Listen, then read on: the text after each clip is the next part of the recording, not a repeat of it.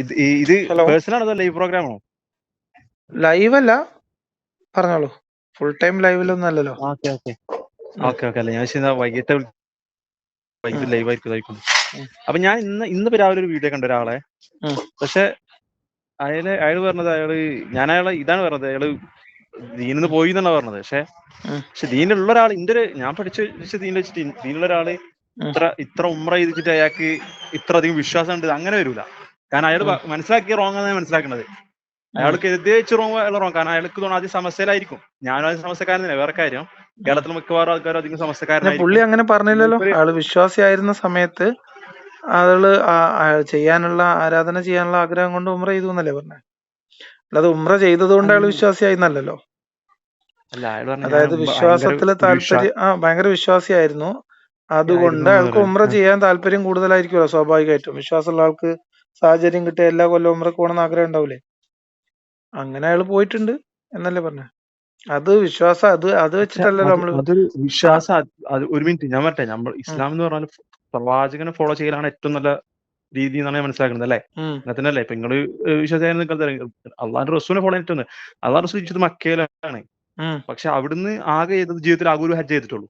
ഉം, ഇവിടെ ചില ആൾക്കാർ 10-20 ചെയ്ത പോലെ അവർ ഉം. ഇമാം കൂടുതൽ, അങ്ങനെ ഹജ്ജ് അല്ല, ചെയ്ത ഇമാം അത് കൂടുന്നില്ല. അങ്ങനെ പുള്ളി പറഞ്ഞതായിട്ട് എനിക്ക് അങ്ങനെ മനസ്സിലായിട്ടില്ല. പുള്ളി ഞാൻ വിശ്വാസിയായിരുന്നു. എന്തോ ക്രെഡിറ്റ് പോലെ പറഞ്ഞു. ആ, ചില ഇതിപ്പോ അതെ അതെ, നമ്മളെ ചില നാട്ടിലെല്ലാരും രീതികൾ അങ്ങനെ പറയില്ലേ, പറഞ്ഞാല് ഒരു ഹജ്ജ് ഒരാള് ചെയ്ത പിന്നെ ആചാര്യെന്ന് അതെ. വിളിച്ചില്ലെങ്കിൽ തെറ്റുന്ന ആൾക്കാർ നമ്മളെ ഇടയിലില്ലേ. പക്ഷെ അതുപോലെ ഇസ്ലാമിൽ ബിദഅത്താണ്, വിളിക്കാൻ പറ്റില്ല, ആചാരം എന്നുള്ള വിളിയില്ല. അതന്നെ, അതൊക്കെ ശരി, അതെനിക്ക് മനസ്സിലായി. അതാണ് അതൊക്കെ അതാണ് നമ്മൾ പറഞ്ഞത്. അങ്ങനെ ഒരാൾ ചിന്തിക്കുന്ന അയാൾ ദീനിന്ന് തെറിച്ചു പോണത്. അതുകൊണ്ട് അയാൾ ഞാൻ പറട്ടെ വിശ്വാസിയായിരുന്നില്ല ഞാൻ എന്ന് പറയാൻ പറട്ടെ പറ്റില്ലല്ലോ. ഒരാള് അല്ല വിശ്വാസിയല്ല നമുക്ക് പറയട്ടെ. പക്ഷെ അയാൾ ആ, വിശ്വാസത്തിൽ കളങ്കം വന്നിട്ടുണ്ട്, ആ രീതി മാറിയിട്ടുണ്ട്. ഉം, അള്ളാഹുവിന് ഭയപ്പെട്ട ഒരാൾക്ക് അതിൽ വലിയ അത്ഭുതം തോന്നാനില്ല. 5 നിസ്കരിക്കണം വലിയ ഉം, കാര്യം തോന്നാനില്ല. ഉം, അതിലെന്താ വലിയ കാര്യം തോന്നാനുള്ളത്? ഒരു ഉം. കാര്യം തോന്നാനില്ല. ഒരാൾ വിശ്വസിച്ചാ പിന്നെ അതിൽ അയാള് ചെയ്യുന്ന വിശ്വാസം നമസ്കാരം മാത്രമല്ല, ആരാധന കാര്യത്തിൽ ശ്രദ്ധാലുവായിരുന്നു എന്ന് പറയാൻ വേണ്ടി അയാൾ പറഞ്ഞായിരിക്കാം. അതിലിപ്പോ എന്താ ഉള്ളത്? അതൊന്നും അല്ലല്ലോ ഇല്ലില്ല. ഇപ്പൊ മാറ്റർ. അല്ല, മൊത്തത്തില് ഞാൻ നിങ്ങൾക്ക് വിളിക്കുന്ന എല്ലാവരും ശ്രദ്ധിച്ചത് അവര് പറയും ഞങ്ങൾ ആദ്യം ഭയങ്കര വിശ്വാസം. എന്താണ് അതുകൊണ്ട് ഉദ്ദേശിച്ച് നിങ്ങൾക്ക് മനസ്സിലാവണേ? അതാണ് ചോദിക്കണേ. ഞാൻ ഉണ്ട് ഡെയിലി ഇപ്പൊ നിങ്ങളിൽ അതാണ് ചോദിച്ചത്, സ്ക്രിപ്റ്റഡ് ആണെന്ന്. കാരണം വിളിക്കുന്നവരൊക്കെ പറയും ഞങ്ങൾ അങ്ങനെയായിരുന്നു, ഞാൻ ഇങ്ങനെയായിരുന്നു എന്നാ പറഞ്ഞത്. അത് സ്ക്രിപ്റ്റഡ്. മനസ്സിലായില്ലേ? ഇപ്പൊ അപ്പൊ ഞാൻ മക്കയിൽ നമ്മളെ പോയി. കോള് സ്ക്രിപ്റ്റഡ് ആണോ? അല്ലല്ലോ. അല്ല, അപ്പൊ അതാണ് നിങ്ങളിപ്പോ എന്നെ കാരണം ബാക്കി വിളിക്കുന്നത് ആൾക്കാരൊക്കെ പോലെ ഇത് തന്നെയാണ് പറഞ്ഞത്. എല്ലാരും ചിലപ്പോ ഞാൻ വിളിക്കുന്നത്. മറ്റേ ഒന്നെങ്കിൽ ഞാൻ മൊത്തത്തിൽ വിലയിരുത്തിയത് പറഞ്ഞത്, ഒന്നെങ്കിൽ അവർക്ക് ഹിദായത്ത് നഷ്ടപ്പെടാനുള്ള കാരണം സ്വയം ചിന്തിക്കായിരിക്കും, അതിന് ഞാൻ എന്താണ് ഈ ഭയങ്കര ഹിദായത്ത്? ഇബാദിയാന്നുള്ള ചിന്ത. അങ്ങനെയൊന്നുമല്ല. ഇപ്പൊ ഞാൻ നല്ല വിശ്വാസിയായിരുന്നു. മനസ്സിലായി, ഞാൻ പറഞ്ഞ പോയിന്റ് ഈ മനസ്സിലായി. നല്ല വിശ്വാസി എന്ന് പറയുന്ന സാധനം കൊണ്ട് ഒരാള് കേൾക്കുന്നില്ല. ഞാൻ നല്ല വിശ്വാസിയായിരുന്നു എന്ന് പറഞ്ഞാല്, വിശ്വാസം നഷ്ടപ്പെട്ട ആളുടെ ഇല്ല, വിശ്വാസം അങ്ങനെ അന്നേ അയാൾക്ക് ശരിക്കുള്ള ഹിദായത്ത് ഉണ്ടായിരുന്നില്ല എന്ന് പറയണില്ല. എന്ത് ലോജിക്കാ ഉള്ളത്? എനിക്ക് മനസ്സിലായില്ല. ഞാൻ ലോജിക്ക് ഞാൻ പറഞ്ഞുതരാം. ഉം, കാരണം ഉം, ഈ മുനാഫിക്കുകളെ പറ്റിയിട്ടുള്ള അള്ളാഹുവിന്റെ റസൂൽ മുനാഫിക്കുകളെ അറിയിച്ചു കൊടുത്തു, ഇല്ലേ? ഉം. എന്നിട്ട് മുനാഫിക്കുകളെ അറിയിച്ചു കൊടുത്തു. അതിൽ ഉമർ റളിയല്ലാഹു വന്നു. എന്നിട്ട് ഉം, ചോദിച്ചു, ഹുദൈഫ റളിയല്ലാഹു ചോദിച്ചു, ആരൊക്കെയാണ് മുനാഫിക്ക് എന്ന് ചോദിച്ചു. ഉം, നിങ്ങളുടെ അള്ളാഹു റസൂൽ പറഞ്ഞത് ഞാൻ അറിയാം, പക്ഷെ എന്നോട് പറയാന്ന് പറഞ്ഞു. ഉം, പറയില്ല, ഞാൻ നിങ്ങളോട് പറയില്ല, അത് അള്ളാഹു റസൂലിന് വാക്ക് കൊടുത്താണ്, നിങ്ങളോട് ഞാൻ പറയില്ല, ആരോടും പറയില്ല പറഞ്ഞു. ഉം, പക്ഷെ എന്നിട്ട് ഉമർ തന്നെ പറഞ്ഞറിയോ, അതിൽ ഞാനുണ്ടോന്ന് ചോദിച്ചത്. മനസ്സിലായില്ലേ? ഉം. എന്നിട്ട് പോയിന്റ് മനസ്സിലായി. ഈ ആ പോയിന്റിലാണ് ഇസ്ലാം നിൽക്കുന്നത്. ഇതിൽ തന്നെയാണ് ഉമർ അഹ്ലുസുന്ന നിൽക്കുന്നത്. മുനാഫിക്കായിരുന്നു എന്ന് വിചാരിക്കുന്ന മുസ്ലിങ്ങളുണ്ടല്ലോ. ഇതല്ലേ പറഞ്ഞത്. ഉമർ അല്ല, റളിയല്ലാഹു പറഞ്ഞത് അറിയോ? ഉമർ അങ്ങനെ ആ ചോദിച്ചില്ലെങ്കിൽ അത്ഭുതമൊന്നും ഇല്ലാന്ന്. കാരണം ഉമറിന് സംശയം ഇല്ല ഉണ്ടാവും, ഉമർ മുനാഫിക്കായിരുന്നു എന്ന്. പല അല്ല കാരണങ്ങൾ കൊണ്ട് ഇല്ല വിശ്വസിക്കുന്ന ഇല്ല വിശ്വാസികളില്ലേ. ഇത് ഞാൻ പറഞ്ഞു. അഹ്ലുസുന്നനെ വിശ്വസിക്കുന്നില്ല കേട്ടോ, വേറെ കാര്യം. അഹ്ലുസുന്നയിൽ അഹ്ലുസുന്ന ഉമർ റളിയല്ലാഹു വിശ്വസിക്കണ്ടല്ലോ. മുനാഫിക്കാണെന്ന് അഹ്ലുസുന്ന വിശ്വസിക്കുന്നില്ല. മാത്രല്ലല്ലോ മുസ്ലിങ്ങള്, ഷിയാക്കൾ മുസ്ലിങ്ങളല്ലേ. ഷിയാക്കൾ നമ്മൾ എല്ലാരും മുസ്ലിങ്ങളെ കണക്കാക്കൂല. നിങ്ങള് കണക്കാക്കണ്ട, ഓല മുസ്ലിം ആയിട്ടല്ലേ ഇല്ല, കണക്കാക്കണം. നിങ്ങൾ ഇസ്ലാം എങ്ങനെയാണ് പ്രമാണല്ലേ? എല്ലാ ഇസ്ലാം ആളുകള് പ്രമാണല്ലേ? ഇസ്ലാമിന്റെ പ്രമാണം എന്താ? ഇപ്പൊ യാ അലിക്കില്ലാത്ത ഹുസൈൻ എന്ത്? ഞാൻ മറ്റേ ആ, ഓക്കെ ഒരു ബന്ധം. യാ ഹുസൈൻ എന്ന് ഒരാൾ വിളിച്ച് പ്രാർത്ഥിക്കണം, പിന്നെ ഓൻ 5 പേരല്ല 50 നിസ്കരിച്ചും കാര്യമില്ല, നമുക്ക് അത് ആഫറാണ്. അഹ്ലുസുന്നത്തിന്റെ വിശ്വാസല്ലേ. ഇസ്ലാമിന്റെ വിശ്വാസമാണെന്ന്. കാരണം ഏതെങ്കിലും നബി അള്ളാഹ് അല്ലാതെ വേറെ അഹ്ലുസുന്നയാണ് വിളിച്ചണോ? യഥാർത്ഥ ഇസ്ലാം എന്ന് നിങ്ങൾ പറയണു, അത്രയല്ലേ ഉള്ളൂ. അല്ല, അഹ്ലുസുന്നയാണ് നമ്മൾ ഫോളോ ചെയ്യുന്നത്. അള്ളാഹുന്റെ റസൂലിനെ ഫോളോ ചെയ്യുന്നതാണ് ഞാൻ അഹ്ലുസുന്ന. നിങ്ങളോട് ചോദിക്കട്ടെ, ഈ ഉമർ ചോദിച്ചോളി. മുഹമ്മദ് നബിന്റെ മകളെ കൈകാര്യം ചെയ്യുന്ന ഭീഷണിപ്പെടുത്തിയിട്ടില്ലേ?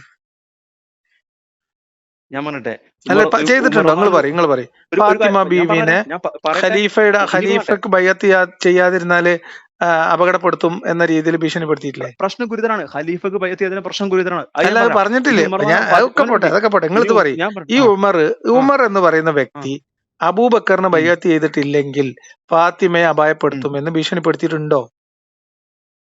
അങ്ങനെ ഭീഷണിപ്പെടുത്തിയാൽ എന്താ തെറ്റ്? അയാൾ ഇസ്ലാമിൽ അല്ല, പുറത്തു പോകില്ലെന്നാ പറഞ്ഞത്. ഭീഷണിപ്പെടുത്തിയിട്ടുണ്ടോന്ന്. അതിൽ ആയിക്കോട്ടെ, അതിൽ തെറ്റെന്താ ചോദിക്കണത്? പ്രവാചകന്റെ മകളെ ഭീഷണിപ്പെടുത്തിയ ഉമർ ഭീഷണിപ്പെടുത്തിയ മുനാഫിക്കായിരുന്നു എന്ന് ആരും കാഫറാവൂല. ഉമർ കാഫറാവൂല. മുനാഫിക്കായിരുന്നു എന്ന് ഈ ആളുകൾ മുനാഫിക്കാവൂല. വിശ്വസിക്കുന്നു. എങ്ങനെ ഒരാള് വിശ്വാസ കാര്യങ്ങളിൽ തെറ്റിയാലാണ് മുനാഫിക്കാവ്? ഒരു മുസ്ലിം തമ്മിൽ ഈ തർക്കമുണ്ടായിട്ട് ഈ മുനാഫിക്കോ? ഇല്ലല്ലോ. ഖലീഫനെ ബൈഅത്ത് ചെയ്യാതിരിക്കാൻ ഒരാൾക്ക് ചെയ്യൽ നിർബന്ധമാകുന്നത് എന്തിന്റെ അടിസ്ഥാനത്തിൽ? നിങ്ങളൊന്ന് പറഞ്ഞേ. ഒരു ഖലീഫിനെ ബൈഅത്ത് ചെയ്യണം, അല്ലെങ്കിൽ ഇസ്ലാമിക ആരാ എന്താ ഖലീഫ? പറയാ ശരി ഭരണത്തിൽ ശരി. ഭിന്നിപ്പുണ്ടാക്കലാവും. അബൂബക്കറിനെ ഖലീഫയായിട്ട് തെരഞ്ഞെടുക്കുന്ന ഷൂറയിൽ അലി ഉണ്ടായിരുന്നു. ഇല്ല. അലീനെ ഒഴിവാക്കാനുള്ള മാനദണ്ഡം ആ എന്തായിരുന്നു? സമയത്ത് അല്ലല്ല, അലീനെ ഒഴിവാക്കാനുള്ള മാനദണ്ഡം പഠിപ്പിക്കുന്ന രീതിയിൽ തിരക്കിലായിരുന്നു അവര്. ഒരു മിനിറ്റ് നിങ്ങൾ അങ്ങനെയൊന്നും അല്ലാതെ അങ്ങനെയൊന്നും അല്ല അതിനെ മനസ്സിലാക്കണ്ടേ. അലീനെ ഒഴിവാക്കാനുള്ള മാനദണ്ഡം എന്തായിരുന്നു? അലി തന്നെ ഒഴിവാക്കിയതല്ല, കാരണം അതിന് മുന്നേ ആളുകൾ അലീനെ ഒഴിവാക്കിയിട്ട് അലീനെയും ഇബ്നു അബ്ബാസിനെയും അലീനെ ഒഴിവാക്കിയിട്ട് എങ്ങനെയാണ് ഇത് സാധ്യമാവുക? പറഞ്ഞ ഇങ്ങനെ ഒഴിവാക്കിയെന്ന് ഞാൻ പറഞ്ഞുതരാം. അള്ളാന്റെ റസൂൽ രോഗബാധിത സമയത്ത് തന്നെ സഹാബത്തിൽ ചിലർ പറഞ്ഞു, അലി റളിയല്ലാഹു നിങ്ങൾ പോകണം, ഖിലാഫത്ത് ചോദിക്കണം എന്ന് പറഞ്ഞു. ആര് പറഞ്ഞു? സഹാബി പറഞ്ഞു. ഞാൻ പറയും ഹദീസ് ഞാൻ എടുത്ത് കാണിച്ചാലേ ലൈവിലാണ് എനിക്ക് ഹദീസ് ഞാൻ ഹദീസൊക്കെ ഇഷ്ടം പോലെ കിട്ടും, അതിലൊന്നും കുഴപ്പമില്ല, കിട്ടുമല്ലോ. അപ്പൊ അലി റളിയല്ലാഹു പറഞ്ഞു, ഞാനത് ചോദിച്ചിട്ട് അള്ളാഹു റസൂൽ എനിക്ക് തന്നിട്ടില്ലെങ്കിൽ പിന്നീട് ഈ ജനത ഒരിക്കലും എനിക്ക് തരില്ല എന്ന് പറഞ്ഞു. മനസ്സിലല്ലേ? എങ്ങാനും അള്ളാഹു റസൂൽ ഇപ്പൊ തന്നില്ലെങ്കിൽ പിന്നെ ഈ ജനത ഒരിക്കലും തരില്ല. പിന്നെ ഒരു കാര്യമുണ്ട്, സിദ്ദീഖ് റളിയല്ലാഹു ഇമാമായി സ്വീകരിക്കാൻ, ഖലീഫ സ്വീകരിക്കാൻ കാരണമുണ്ട്. അള്ളാഹുന്റെ റസൂൽ രോഗബാധിത. ഞാൻ ചോദിക്കട്ടെ, എന്നാ നിങ്ങളോട് ചോദിക്കട്ടെ, ഇപ്പൊ ഖലീഫയെ ബൈഅത്ത് ചെയ്തില്ലെങ്കിൽ പറഞ്ഞ ഖലീഫയെ ബൈഅത്ത് ചെയ്തിലെ ഗുരുതരമായ തെറ്റാണെന്ന് പറഞ്ഞല്ലോ. അപ്പോ എങ്ങനെ നിങ്ങള് പിന്നെ മുആവിയനെ റളിയല്ലാഹു അൻഹു എന്ന് വിളിക്കുക? അങ്ങനെയാണെങ്കിൽ മുആവിയ ചെയ്ത തെറ്റെന്താ? തെറ്റ് ഞാൻ പറഞ്ഞല്ലോ, അലിയും അദ്ദേഹം തമ്മിൽ ചെറിയ പ്രശ്നങ്ങളായിരുന്നു മാത്രം. ചെറിയ പ്രശ്നം, മുആവിയയും അലിയും തമ്മിൽ ചെറിയ പ്രശ്നം അത്ര തന്നെ ഉണ്ടായിട്ടുള്ളൂ. കുന്തത്തില് ഖുർആൻ കോർത്തതാരാ യുദ്ധത്തിനിടയിൽ? ഖുർആൻ കോർത്തത് നിങ്ങൾ പറയും. ഞാൻ പറഞ്ഞേ, അതായത് യുദ്ധത്തിന്റെ ഒരു ഘട്ടത്തിൽ എത്തുമ്പോ കുന്തത്തിൽ ഖുർആൻ കോർത്ത് ഉയർത്തിപ്പിടിച്ചതാരാ? നിങ്ങൾക്കറിയോ? ഇല്ല. അലി, സോറി, അലിയോടുള്ള യുദ്ധത്തിൽ മുആവിയ. ചരിത്രത്തിൽ തെളിവില്ലേ? നിങ്ങൾ അഹ്ലു സുന്നയുടെ കിതാബിൽ തെളിവില്ലേ? അത് ചെയ്ത ഒരാള് മുസ്ലിമാണോ? മുആവിയ റളിയല്ലാഹുവിന്റെ കാര്യത്തിലാണെങ്കിൽ ഉമ്മാക്കോട് ചോദിച്ചപ്പോൾ ഉമ്മാക്കൾ പറഞ്ഞത്, സഹാബത്തിന്റെ കാര്യത്തിൽ നമ്മൾ ഒന്നും പറയില്ല, കാരണം അവര് ശ്രേഷ്ഠത, അവരെ തിന്മകൾ, അവരെ ശ്രേഷ്ഠ മൂടപ്പെടുന്ന പറഞ്ഞത്. അവർക്ക് എന്തെങ്കിലും തിന്മ ഉണ്ടെങ്കിൽ അവർ ശ്രേഷ്ഠത മൂടപ്പെടും. എന്ത് ശ്രേഷ്ഠത? ഖുർആൻ കുന്തത്തിൽ ഉയർത്തിയിട്ട് ഖലീഫക്കെതിരെ പടയണി നയിച്ച് ഒരു സെപ്പറേറ്റ് സൈന്യത്തെ ഉണ്ടാക്കിയിട്ട് യുദ്ധം ചെയ്യാൻ വന്നിട്ട് ആ യുദ്ധത്തിൽ തോൽക്കുന്ന ആയ ഘട്ടത്തില് ഖുർആൻ കുന്തത്തിൽ കുത്തി ഉയർത്തിയിട്ട് ഖുർആൻ വെച്ചിട്ട് ഖലീഫനെ ബ്ലാക്ക്മെയിൽ ചെയ്തതാണോ പൊറുക്കാവുന്ന തെറ്റ്? അങ്ങനെയാണെങ്കിൽ ഉമർ പിന്നെ ഫാത്തിമനെ ഭീഷണിപ്പെടുത്തിയതിന്റെ ലോജിക്ക് എന്താ? ഞാൻ ഭീഷണിപ്പെടുത്തി ഇനിയിപ്പോ ഉമർ റളിയല്ലാഹു ഫാത്തിമ റളിയല്ലാഹു അടിച്ചു എന്ന് കൂട്ടിയാൽ പോലും അടിച്ചു എന്നല്ല, ഉമർ റളിയല്ലാഹു അൻഹുവിന്റെ അക്രമത്തിലും ഉമറിന്റെ ആക്രോശത്തിന്റെ ഭാഗമായിട്ട് നടന്ന അക്രമത്തിലും ദാരുണമായിട്ട് കൊല്ലപ്പെട്ടു. അങ്ങനെ തന്നെ പറയാം. എന്താ ഒരു മടി? ആൾക്കാർക്ക് വളച്ചൊടിക്കാം, പക്ഷെ എന്നാലും എങ്ങനെ പറയും ഫാത്തിമ ബീവി എങ്ങനെ മരിച്ചത്? ഞാൻ പറഞ്ഞെ, ഫാത്തിമ ബീവി എങ്ങനെ മരിച്ചത്? നിങ്ങൾ പറയും, എങ്ങനെ ഫാത്തിമ ബീവി മരിച്ചത്? ഫാത്തിമ ഉമർദാനെ കൊന്നതല്ല, അതിന് ഉറപ്പായി. വേറെ ഹദീസ് ഉണ്ടോ? ഉമർദാനെ കൊന്നു പറഞ്ഞ ഹദീസ് ഉണ്ടോ? ഉമർ റളിയല്ലാഹു അൻഹു കൊന്നു എന്ന് പറഞ്ഞ ഹദീസ് മുആവിയയുടെ ഞാൻ പറയാ ഒന്നുമല്ല. ഉമർ കൊന്നു എന്ന ഹദീസ് മുആവിയയുടെ പിന്നെ ഇതിനകത്ത് കൊട്ടാരത്തിലിരുന്ന് ഹദീസ് എഴുതിയ അബൂ ഹുറൈറ എഴുതി വെക്കണം അല്ലെ? അല്ലെങ്കിൽ അലിയോട് യുദ്ധം ചെയ്ത ആയിഷ എഴുതി വെക്കണം. വേറെ പാരാ നരേറ്റർമാര്?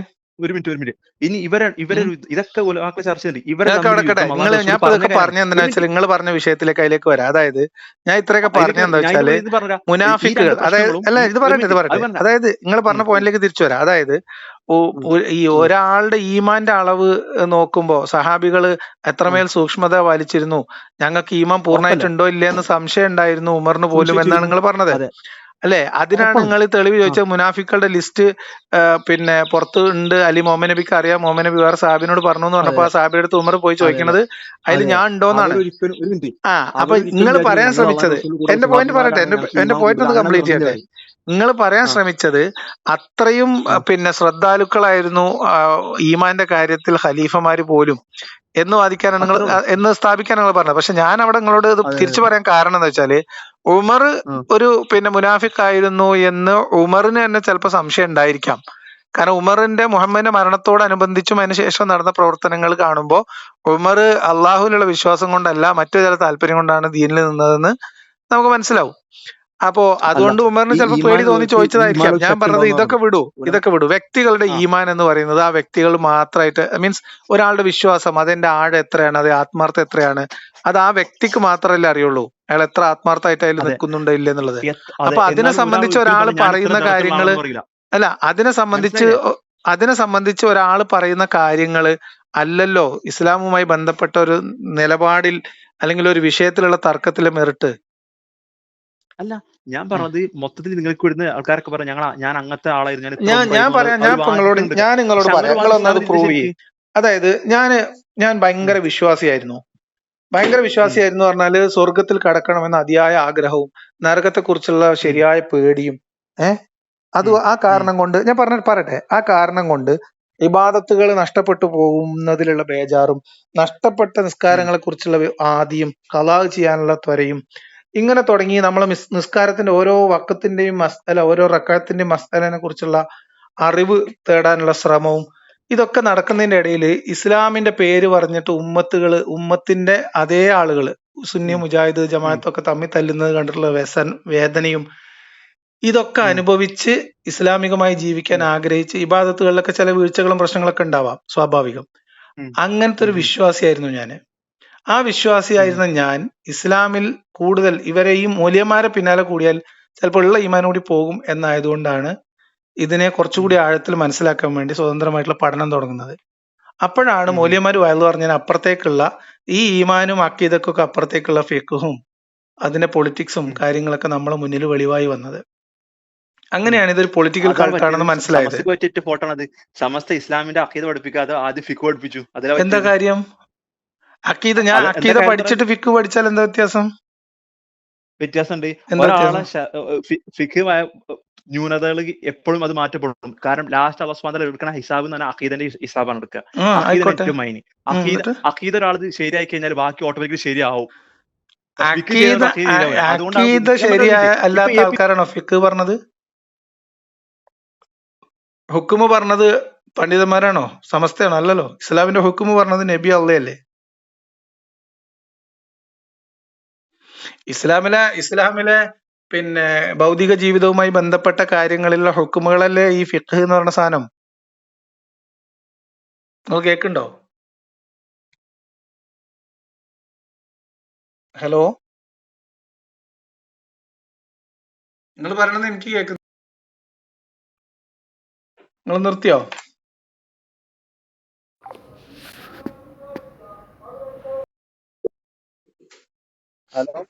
എനിക്ക് കേൾക്കുന്നുണ്ടായില്ല. ഞാൻ ചോദിച്ചതേ, ഈ ഫിഖ് എന്ന് പറയുന്ന സാധനം ഇസ്ലാമിലെ ഭൗതിക ജീവിതവുമായി ബന്ധപ്പെട്ട്, അത് ആരാധനയുമായിട്ടും വ്യക്തിപരമായിട്ടും സാമൂഹിക നിയമങ്ങള്, വ്യക്തി നിയമങ്ങള് എല്ലാം തുടങ്ങിയിട്ടുള്ള കാര്യങ്ങളിൽ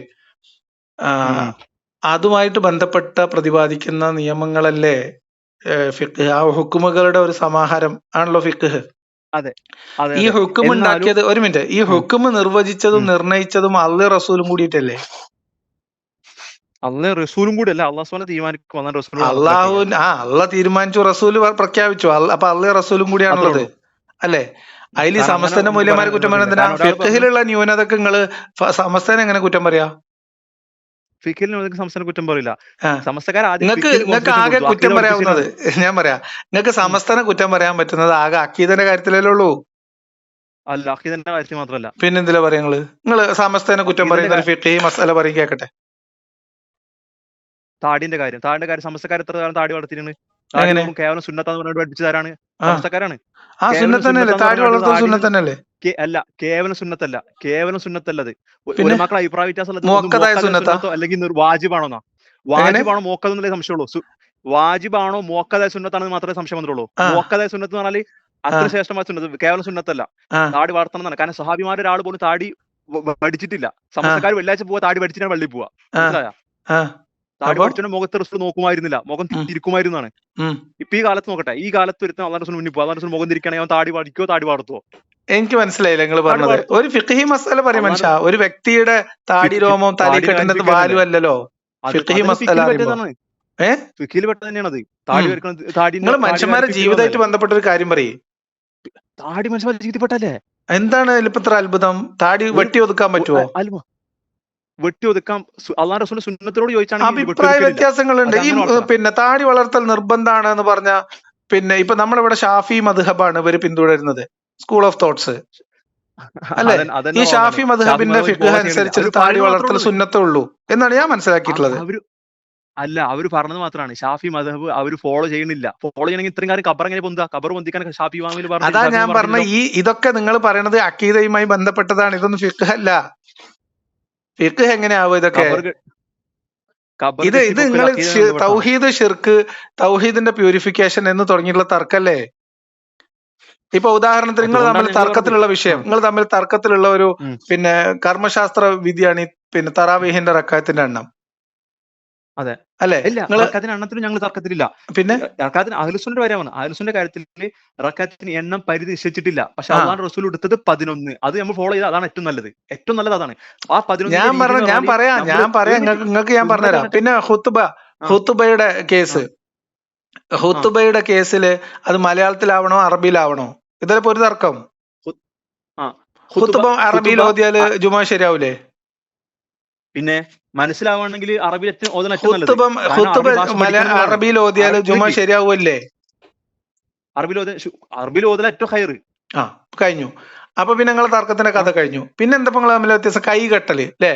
കൈകെട്ടല് പുക്കളിന്റെ മുകളില് പിന്നെ നെഞ്ചിന്റെ താഴെ ആയാലും നെഞ്ചിന്റെ മുകളിൽ വെച്ചാലും, അതല്ലെങ്കിൽ ഇപ്പൊ കൈയൊന്നും കെട്ടാതെ അള്ളാഹു അക്ബർ എന്ന് പറഞ്ഞിട്ട് വെറുതെ തക്ബീറത്ത് ചൊല്ലിയിട്ട് താഴത്ത് കൈ തൂക്കിയിട്ടാൽ നിസ്കാരം ശരിയാവൂലേ? അപ്പൊ അത് നിങ്ങൾ വിടി. അപ്പൊ ഈ തരം തർക്കങ്ങളൊന്നും അല്ലല്ലോ പ്രശ്നം. ഇതൊക്കെ നിങ്ങളുടെ ആരാധനയിൽ ചെറിയ ചെറിയ കാര്യങ്ങളാണ്. ഇസ്ലാമിക വിമർശകർ പറയുന്ന വിമർശനങ്ങൾ, ആ വിമർശനങ്ങളില് മുജാഹിദിന് പിന്നെ ഇവർക്കും സുന്നികൾക്കും വേറെ വേറെ അഭിപ്രായമുള്ള എന്തെങ്കിലും ഉണ്ടോ? ഉദാഹരണത്തിന് അടിമത്തം ഹലാലാണോ ഹറാമാണോ എന്നുള്ള കാര്യത്തില് നിങ്ങൾക്ക് എന്തെങ്കിലും തർക്കമുണ്ടോ? ഭാര്യനെ തല്ലാൻ പറ്റുമോ പറ്റൂലേ? ഇവ കാര്യങ്ങൾ നിങ്ങൾ തമ്മിൽ വല്ല തർക്കമുണ്ടോ? തല്ലാം എന്നുള്ള കാര്യത്തിൽ നിങ്ങളെ അഭിപ്രായ വ്യത്യാസം ഒന്നുമില്ലല്ലോ.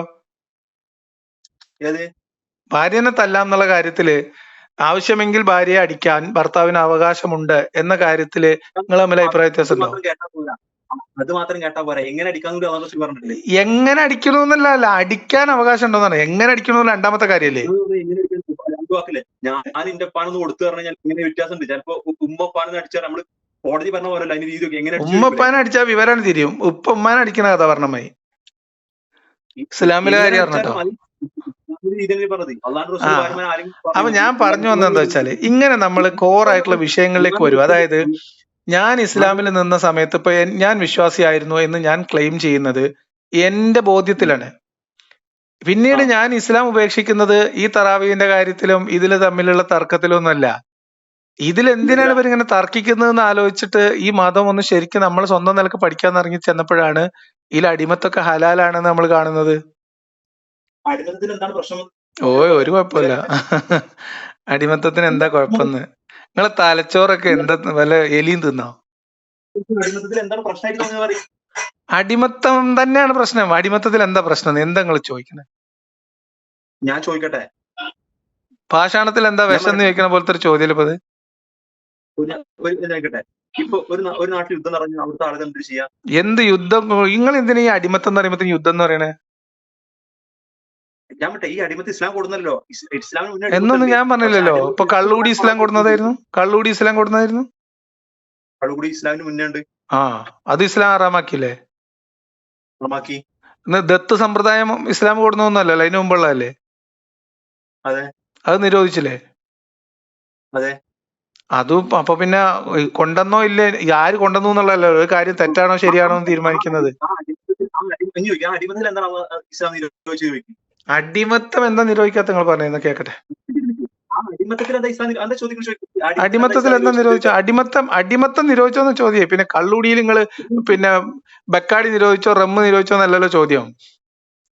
ഒരു കാര്യം നിരോധിക്കുകയാണെങ്കിൽ പൂർണ്ണമായി നിരോധിക്കാൻ പറ്റണം. അതാണ് ഇസ്ലാമിന്റെ ഏറ്റവും പ്രായോഗികത കാണുന്നത്. കാരണം അടിമത്ത ലോകത്ത് ഒരിക്കലും നിരോധിക്കാൻ പറ്റില്ല. ഇന്നും നിരോധിച്ചിട്ടില്ല. ഈ ഇസ്ലാമിന്റെ അടിമത്തം നിരോധിച്ചിട്ടില്ല ഇന്ന് ലോകത്ത്. ഏത് രാജ്യം നിരോധിച്ചു എന്ന് പറഞ്ഞേക്കട്ടെ. ഏത് രാജ്യത്താണ് അടിമത്തം അനുവദനീയമായിട്ടുള്ളത്? അത് കേക്കട്ടെ. ഏത് രാജ്യത്താണ് അനുവദിച്ചിട്ടുള്ളത്? നിങ്ങളൊന്ന് പറയും കേക്കട്ടെ. ഇപ്പൊ ഞാൻ അഫ്ഗാനിസ്ഥാനിൽ പുതിയതായിട്ട് ഓപ്പൺ ആക്കണോ എനിക്കറിയില്ല. വേറെ ഏത് രാജ്യത്താ? ഒരു സ്ഥലത്ത് യുദ്ധം നടന്നാൽ അവിടുത്തെ സ്ത്രീ യുദ്ധം വിടി മനുഷ്യ. യുദ്ധം എന്തിനാ നിങ്ങൾ യുദ്ധത്തുമൊക്കെ പോണേ? നിങ്ങൾ ഒന്ന് പറഞ്ഞ രണ്ടാമത്തെ യുദ്ധക്കളത്തിലേക്ക് ഓടലി. അവിടെ നമുക്ക് വരാം, അതിലേക്കൊക്കെ വരാം. നിങ്ങൾ ഇത് പറയും, ഏത് രാജ്യമാണ് ഇസ്ലാം അടിമത്തം അനുവദിക്കുന്ന ആധുനിക ലോകം? ഏത് രാജ്യത്തുള്ള? പലസ്തീനിൽ അടിമത്തം ഉണ്ടോ? അടിമത്തം ഉദ്ദേശം എന്താണ്?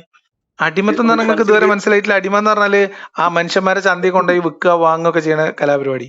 ഒരാള് ഉടമസ്ഥയിലാക്കി വെക്കുക മനുഷ്യന്മാരെ, എന്നിട്ട് അയാളുടെ സമ്പത്തിന്റെ ഭാഗമായിരിക്കും. ഇപ്പൊ നിങ്ങൾക്ക് 10 അടിമ ഉണ്ടെങ്കിൽ ആ 10 അടിമകൾ നിങ്ങൾ മരിച്ച ഞങ്ങളെ കുട്ടികൾക്ക് വീതം വെച്ച് കൊടുക്കും. അങ്ങനെ സമ്പത്തായിട്ട് കൈമാറ്റം ചെയ്യും. വെറും കാലികളെ വളർത്തുന്നവർ അവർക്ക് ഭക്ഷണവും വസ്ത്രവും അവർക്ക്.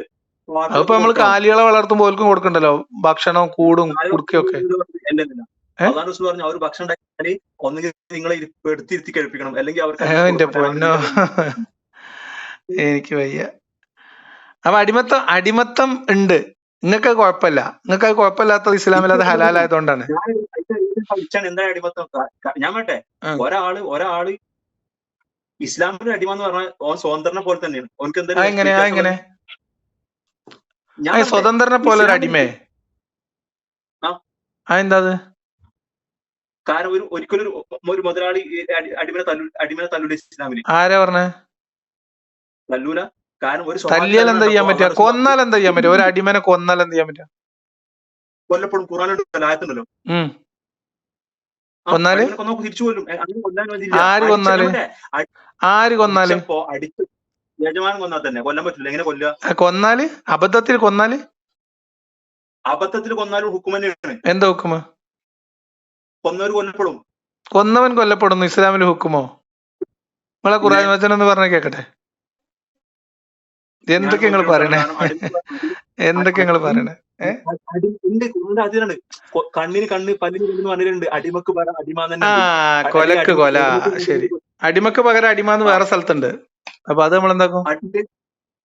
അടിമക്ക് പകരം അടിമ എന്ന് പറഞ്ഞാൽ എന്താ അറിയോ? ഇപ്പൊ ഞാൻ വേറെ അടിമനെ കൊന്ന എന്റെ അടിമനെ ഇങ്ങനെ കൊല്ലണ്ട്. മനസ്സിലായ? അപ്പൊ എങ്ങനെ അടിമക്ക് പകരം അടിമയാവുക?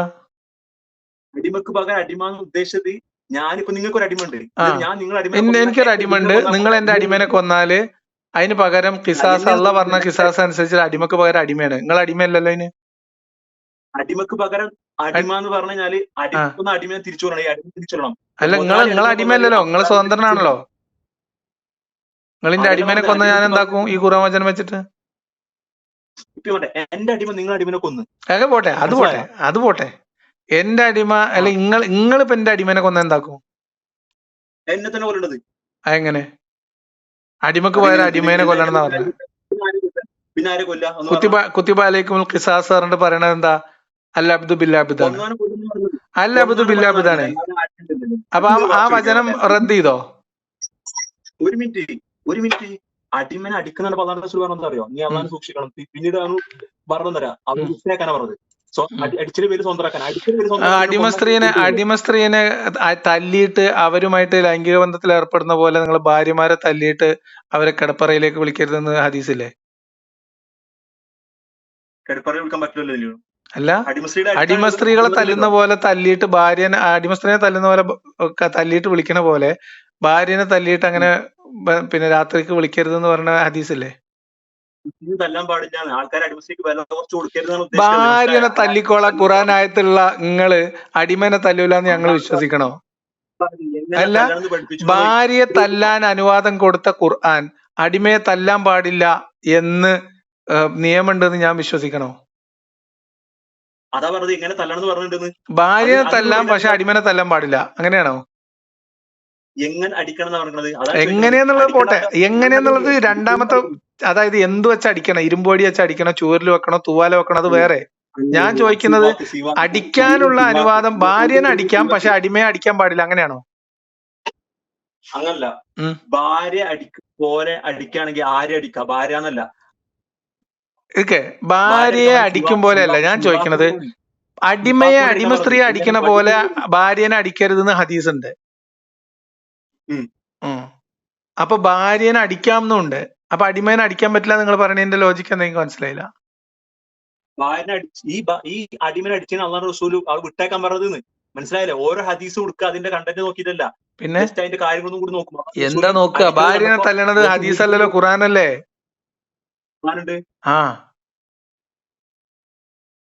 കാരണം ഭാര്യ അടിച്ചു കൊല്ലാനല്ലോ പറഞ്ഞത്. നേരെ എന്താ ഭാര്യക്ക് മുകളിൽ ഭർത്താവിന്റെ അവകാശം എന്താണ്? അപ്പൊ പറഞ്ഞതൊക്കെ എന്റെ ഭാര്യ അടിക്കാൻ അവകാശമുണ്ടോ? ഞാൻ അടിച്ചു, ഭാര്യ മരണപ്പെട്ടു, എന്റെ അവസ്ഥ എന്താണ്? നിങ്ങളെ ഭാര്യക്ക് നിങ്ങൾക്ക് നിങ്ങളെ ഭാര്യനെ അടിക്കാൻ അവകാശം ഉണ്ടെന്നാണ് നിങ്ങൾ വിശ്വസിക്കണേ? എന്റെ ഭാര്യ ഞാൻ അടിച്ചു കൂട്ടിക്കോ, ഞാൻ ഇസ്ലാമിക കോടതി പോയിട്ട് പറഞ്ഞു അള്ള പറഞ്ഞു ഭാര്യ അടിക്കാൻ പറഞ്ഞു, ഞാൻ അടിച്ചു, ഭാര്യ മരണപ്പെട്ടു, എന്റെ ഹുക്കം എന്താണ്? എന്റെ പേരുള്ള ഹുക്കം എന്താണ്? എന്താണ് നിങ്ങൾ അതിനും പിന്നെ ദയാദനം കൊടുക്കേണ്ടി വരും? ഞാൻ എന്റെ ഭാര്യനെ കൊന്ന എന്നെ കൊല്ലും. എന്താ ഇത്? ദയാദനം കൊടുക്കേണ്ടി വരും. നിങ്ങള് ദയാദനം സ്വീകരിച്ചിട്ട് കൊല്ലണ്ടേ? ആ, കൊല്ലും. പിന്നെന്താ പ്രശ്നം? നിങ്ങളിപ്പോ ഒരു അടിമ, നിങ്ങൾ ദേഷ്യം വന്നിട്ട് നിങ്ങളൊരു സ്വതന്ത്രനെയും കൊന്നു, ഒരു അടിമേനെയും കൊന്നു. ഇവർക്ക് രണ്ടാക്കും കൊടുക്കണ രക്തപ്പണത്തിൽ വ്യത്യാസം ഉണ്ടോ? രക്തപണത്തിന് വ്യത്യാസം ഉണ്ടോ? രക്തപണം സ്വീകരിച്ചില്ലെങ്കിലോ? രക്തപ്പണം കൊടുക്കാൻ സ്വീകരിക്കാൻ തീരുമാനിച്ചു, ഈ കൊടുക്കണ രക്തപ്പണത്തിൽ വ്യത്യാസം ഉണ്ടോ? ഒരു മിനിറ്റ്, അവർ സ്വീകരിച്ചില്ലെങ്കിൽ എന്ത് ചെയ്യും? സ്വീകരിച്ചാലത്തെ കാര്യമാണ് ഞാൻ പറഞ്ഞേ. സ്വീകരിക്കേണ്ട അവസ്ഥ വരുമല്ലോ. കാരണം ഈ രക്തപ്പണം നിശ്ചയിക്കുന്നതിൽ അടിമേനേക്കാളും കൂടുതലല്ലേ സ്വതന്ത്രന്? അടിമകൾ കൂടുതൽ അവർക്ക് ചോദിക്കണ മതി. നിങ്ങളെ അവകാശം, നിങ്ങളെ അടിമ കൊന്ന നിങ്ങളെ അവകാശം. ഇപ്പൊ എന്താ പ്രശ്നം അറിയോ? അപ്പൊ ഞാൻ പറഞ്ഞു വന്നതെന്ന് വെച്ചാല്, ഇസ്ലാം എന്ന് പറയുന്ന ഈ മതത്തില് ഇന്നത്തെ കാലത്ത് ന്യായീകരിച്ച് നിൽക്കാൻ പറ്റാത്ത കുറെ സാധനങ്ങളുണ്ട്. അപ്പൊ അടിമത്തത്തെ കുറിച്ച് പറയുമ്പോൾ അടിമത്തം ഒരു തെറ്റാണെന്ന് പോലും നിങ്ങൾക്ക് ഫീൽ ചെയ്യുന്നില്ല. സ്ലേവറി എന്ന് പറയുന്ന സിസ്റ്റം അതൊരു മോശമാണെന്ന് പോലും നിങ്ങൾക്ക് ഫീൽ ചെയ്യുന്നില്ല. അതാണ് ഈ മതം ഈ കാലത്തും മനുഷ്യന്റെ തലച്ചോറിൽ ഉണ്ടാക്കുന്ന അസുഖം. അതൊരു അസുഖാണ്. നമുക്ക് യാഥാർത്ഥ്യങ്ങൾ ഉൾക്കൊള്ളാൻ കഴിയാത്ത, ഞാൻ പറഞ്ഞുതരാം, അത് യാഥാർത്ഥ്യങ്ങൾ ഉൾക്കൊള്ളാൻ കഴിയാത്ത മാനവികത എന്ന് പറയുന്ന നമ്മൾ അനുഭവിച്ചുകൊണ്ടിരിക്കുന്ന ഒരു ആധുനിക സാമൂഹിക വ്യവസ്ഥിതിയുടെ അല്ലെങ്കിൽ ഒരു കാഴ്ചപ്പാടിന്റെ ആ ഒരു പിന്നെ എന്താ പറയാ, അതിന്റെ ഒരു ഗുണം നിങ്ങൾക്ക് നിങ്ങളുടെ ചിന്തയിൽ ഉണ്ടാവുന്നില്ല. നിങ്ങൾ അനുഭവിക്കുന്നുണ്ട് മാനവികത, അതിന്റെ സൗകര്യങ്ങള്, ലോക മാനവിക സങ്കല്പങ്ങൾക്ക് മുൻതൂക്കം കൊടുക്കുന്നതിന് ഗുണങ്ങളൊക്കെ നിങ്ങൾ അനുഭവിക്കുന്നുണ്ട്. പക്ഷെ നിങ്ങളുടെ ചിന്തയിൽ, നിങ്ങളുടെ ആദർശത്തിൽ ആ മാനവിക ഗുണമില്ല. അതിനെതിരായി നിൽക്കുന്ന കാരണം ഈ അടിമത്താണ്. എനിക്കൊരു അടിമസ്ത്രീ ഉണ്ടെങ്കിൽ ഞാൻ ഒരിക്കലും അടിക്കൂല. എന്റെ ഭാര്യയോട് ഞാൻ പെരുമാറും, അങ്ങനത്തെ ഞാൻ പെരുമാറും. നിങ്ങൾക്ക് ഒരു അടിമസ്ത്രീ ഉണ്ടെങ്കിൽ നിങ്ങൾക്ക് അടിമസ്ത്രീ ആയിട്ട് ഒരാളെ സൂക്ഷിക്കാൻ നിങ്ങൾക്ക് ബുദ്ധിമുട്ടൊന്നുമില്ല? എങ്ങനെ? നിങ്ങൾക്ക് ഇപ്പൊ അടിമേനെ വാങ്ങാൻ കിട്ടുന്ന ഒരു ചന്ത ഉണ്ടെങ്കിൽ ആ ചന്തയിൽ അടിമേനെ പോയി വാങ്ങി നിങ്ങൾ വീട്ടിൽ കൊണ്ടുവന്ന് വളർത്താൻ നിങ്ങൾക്ക് ബുദ്ധിമുട്ടൊന്നുമില്ല? എന്താ ബുദ്ധിമുട്ട്? ഞാൻ ചോറ് കൊടുത്താൽ എന്താ കുഴപ്പം? ഇങ്ങനത്തെ ഒരു 6 മാസം കഴിഞ്ഞിട്ട് ഈ അടിമ ശരിയാവില്ല തോന്നി നിങ്ങൾക്ക് ചന്തയിൽ കൊണ്ടുപോയി വിൽക്കാനും മടിയൊന്നും ഉണ്ടാവില്ല. എങ്ങനെ ശരിയല്ല തോന്നുന്നത്? എങ്ങനെയാണ്? ഭാര്യ നമുക്ക് ഒരു വട്ടം തെറ്റിക്കാൻ നമ്മൾ ഭാര്യ പെട്ടെന്ന് തൊലാക്കല്ലോ. നമ്മൾ മാക്സിമം നോക്കും. പിന്നെന്താ? നിങ്ങൾ ശരിക്കും സെലഫിസത്തിൽ എത്തിയിട്ടോ? അടിമസ്ഥാന്ന് പറയും. ഞാനൊരു അടിമസ്ഥ ഓടിന്റെ ചെരുപ്പ് എപ്പോഴും എഴുതി തരണം, എന്റെ പാത്രം എപ്പോഴും മോരി തരണം, എന്റെ ഇന്നലെ അങ്ങനല്ല. ശരിക്കും ഒരു സ്ത്രീ കൊടുക്കുന്ന ബഹുമാനം വായനക്ക് കൊടുക്കും. പിന്നെ എന്തിനാ അടിമ എന്ന് പറയണേ? കാരണം അവൾ ആ രീതി നമ്മൾ കയ്യിൽ വന്നത്, അടിമയായിട്ടാ വന്നത്, നമ്മളവിടെ വിവാഹം വെച്ച് കൊടുക്കുന്നതല്ല. മനസ്സിലായോ? മറ്റേ നമ്മുടെ ഭാര്യ ഈ അടിമത്തം എന്ന് പറയുന്നത് വലിയ കുഴപ്പമൊന്നും ഇല്ലാത്തൊരു പ്രശ്നമാണെന്നാണ് ഇപ്പൊ നിങ്ങളെ ധാരണ. കൊടുപ്പെന്ന് പറഞ്ഞാൽ ഒരാളെ കയ്യിൽ കിട്ടണോണ്ട് ഇതുപോലെ പ്രവർത്തി പോലെ ഒരാൾക്ക്. അല്ലാതെ ഒരു മനുഷ്യൻ മറ്റൊരു മനുഷ്യന്റെ മുതല് സമ്പത്തിന്റെ ഭാഗമായിട്ട് എണ്ണുന്നതിൽ നിങ്ങൾക്ക് വലിയ കുഴപ്പമൊന്നുമില്ല. ഇപ്പൊ നിങ്ങളൊരു അടിമയായിട്ട് ജീവിക്കുകയാണെങ്കിൽ പോലും നിങ്ങൾക്ക് വലിയ വിഷമമൊന്നുമില്ല. നിങ്ങൾക്ക് തിന്നാൻ കിട്ടിയാൽ മതി, ഡ്രസ്സും കിട്ടിയാൽ മതി, അല്ലേ? എനിക്കിഷ്ടം നല്ലൊരു മുസ്ലിം അടിമയായിട്ട് ഞാൻ ജീവിക്കാൻ എനിക്ക് പേടില്ല. കാരണം ഒന്ന് നല്ലോണം നോക്കി അറിയാം. അതെ. ഇത് ഞാൻ പറഞ്ഞത് എന്താ അറിയോ? ഇതാണ് ഈ മതം ഒരു മനുഷ്യനെ കൊണ്ടെത്തിക്കുന്ന മലിനമായ ചിന്ത. അല്ല, ഇതൊന്നും കേട്ടിരിക്കാൻ പോലും പ്രയാസമാണ് സുഹൃത്തെ. അതായത് അടിമത്തം എന്ന് പറയുന്ന ഒരു സാധനത്തിനെ പുൽകാൻ നിങ്ങൾക്ക് ഒരു മടിയില്ല ഒരു മുസ്ലിമിന്റെ അടിമയാണെങ്കിൽ എന്നാണ് നിങ്ങൾ പറയണത്.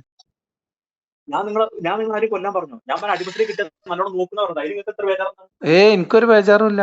എന്തിനാ ഞാൻ ബേജാറായിട്ട് ഇപ്പൊ എന്താ കാര്യം? എന്റെ ബേജാറ് മുഴുവൻ ഈ നല്ല ബുദ്ധിയും വിവരവും വിവേകമുള്ള മനുഷ്യന്റെ തലച്ചോറ് ഈ മതം കലക്കുമ്പോ ഇത്രമേൽ മലിനമായി, മനുഷ്യത്വ വിരുദ്ധമായി ഒരു സാമാന്യ ബോധം പോലും ഇല്ലാത്ത അവസ്ഥയിൽ ദ്രവിച്ചു പോകുന്നുണ്ടല്ലോ എന്ന് ആലോചിക്കുമ്പോൾ എന്റെ സഹജീവികളെ കുറിച്ച് ആലോചിച്ചുള്ള ഒരു വിഷമം മാത്രമേ ഉള്ളൂ എനിക്ക്. ഞാൻ പറഞ്ഞത് ഒരാൾ കല്യാണം കഴിച്ചു കൊടുത്തിട്ട് ഓളെ കൊല്ലേക്കാൾ നല്ലല്ലേ ഒരു അടിമസിനെ കൂടുതൽ നല്ലോണം നോക്കുന്നത്, അതിലേത് വ്യത്യാസമുള്ളത്? ഒരു വ്യത്യാസമല്ല.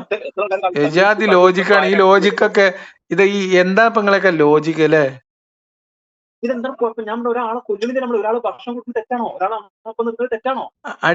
അടിമയായിട്ട് ഒരു മനുഷ്യനെ നിങ്ങളുടെ സമ്പത്തിന്റെ ഭാഗമായിട്ട് കൈകാര്യം ചെയ്യുകയും നിങ്ങൾക്ക് വേണ്ട തോന്നുമ്പോൾ കൊണ്ടുപോയി ചന്തയിൽ വിൽക്കുകയും വില കൊടുത്ത് ആവശ്യം ഉണ്ടാകുമ്പോൾ വാങ്ങിക്കൊണ്ടിരുകയും എന്നിട്ട് പിന്നെ നിങ്ങൾ മരിച്ചു കഴിഞ്ഞാൽ ഞങ്ങളെ കുട്ടികൾക്ക് സമ്പത്തിന്റെ ഭാഗമായിട്ട് കൈമാറ്റം ചെയ്യുകയും ഇങ്ങനെയൊക്കെ ചെയ്യാൻ വേണ്ടി ഒരു മനുഷ്യജീവിയെ നിങ്ങൾ ഉപയോഗപ്പെടുത്തുന്നത് ഒരു വ്യവസ്ഥിതിക്ക് ഒരു പ്രശ്നമില്ല നിങ്ങൾ വാദം. ഇപ്പൊ നിങ്ങൾ വെച്ച് ഞങ്ങളെ ഭാര്യ എന്താക്കും? വേറെ ആകൂലേ? അപ്പൊ അത് എനിക്കറിയില്ല, അത് അവർക്കെല്ലാം അറിയാം. ആ വ്യക്തിയാണ് സ്വതന്ത്രമായിട്ട് നിൽക്കുന്നത്. ഇതും അടിമത്വം, വിവാഹം അടിമത്തായിട്ടാണ് നിങ്ങൾ കമ്പയർ ചെയ്യുന്നത്. നിങ്ങൾ ഇസ്ലാമിലെ കല്യാണം മാത്രം ആലോചിച്ചിട്ടാണത്. എന്നാ ഒരു അടിമയുടെ സ്വാതന്ത്ര്യം, ഒരു അടിമക്ക് അയാൾക്ക് ഇഷ്ടമുള്ള സ്ത്രീ ഒരാളെ കല്യാണം കഴിക്കാൻ പറ്റുമോ?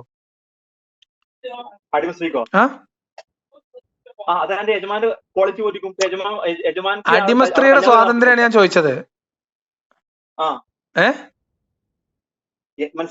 ഈ അടിമ മരിച്ചാല്, ഈ ഉടമ മരിച്ചാൽ നല്ലൊരു മുതലാളിയായിരുന്നു, മുതലാളിയെ ചെറുക്കൻ കുറച്ച് കോർങ്ങേടാണ്. ഈ മുതലാളി മരിച്ചാൽ ഈ അടിമ സ്ത്രീക്ക് ഈ ചെറുക്കന്റെ സമ്പത്തിന്റെ ഭാഗമായിട്ട് കൈമാറ്റം ചെയ്യുന്ന അടിമക്ക് പിന്നെ ഇയാളെ ഒഴിവാക്കാൻ വേണ്ടി വേറെ കല്യാണം കഴിക്കാൻ തീരുമാനിച്ചാൽ അവർക്ക് സ്വന്തമായിട്ട് ചെയ്യാൻ പറ്റുമോ? അടിമന്റെ പേരിലോ?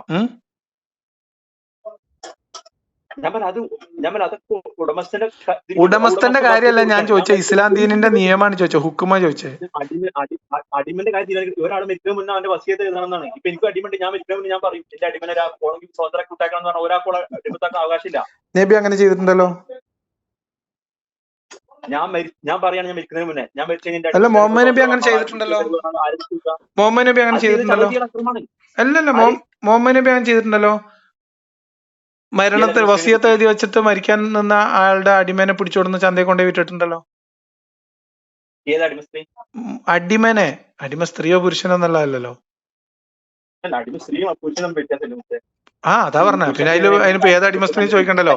മുഹമ്മദ് നബി ഒരു സഹാബി അയാളുടെ കീഴിലുണ്ടായിരുന്ന ഒരു അടിമയുടെ മരണത്തോടു കൂടി സ്വതന്ത്രമാകുമെന്ന് പറഞ്ഞിരുന്നു. അതറിഞ്ഞിട്ട് മുഹമ്മദ് നബി അടിമകളെ കൊണ്ടുവന്ന് ചന്തയെ കൊണ്ടുപോയി വിട്ടിട്ടുണ്ടല്ലോ, വിളിച്ചു വരുത്തിയിട്ട്. അപ്പൊ നിങ്ങൾ ആരും ചെയ്യൂല, നബി ചെയ്യാ. നബി ചെയ്തിട്ടുണ്ടെങ്കിൽ എന്തെങ്കിലും പ്രശ്നം ഉണ്ടാവും? കുഴപ്പമുണ്ടാവില്ല. എനിക്ക് നിങ്ങളോട് പറയാനുള്ളത്, എന്താണ് മനുഷ്യത്വം എന്ന് മനസ്സിലാക്കുക, എന്താണ് സ്വാതന്ത്ര്യം എന്ന് മനസ്സിലാക്കുക. അടിമത്തം എന്ന് പറയുന്നത് എത്ര നീചമായ എത്ര മനുഷ്യത്വ വിരുദ്ധമായ ഒരു വ്യവസ്ഥിതിയാണ് എന്ന് മനസ്സിലാക്കുക. അതിനെ പറ്റുമെങ്കിൽ ന്യായീകരിക്കാതിരിക്കുക, അത്ര മാത്രമേ എനിക്ക് നിങ്ങളോട് പറയുള്ളൂ.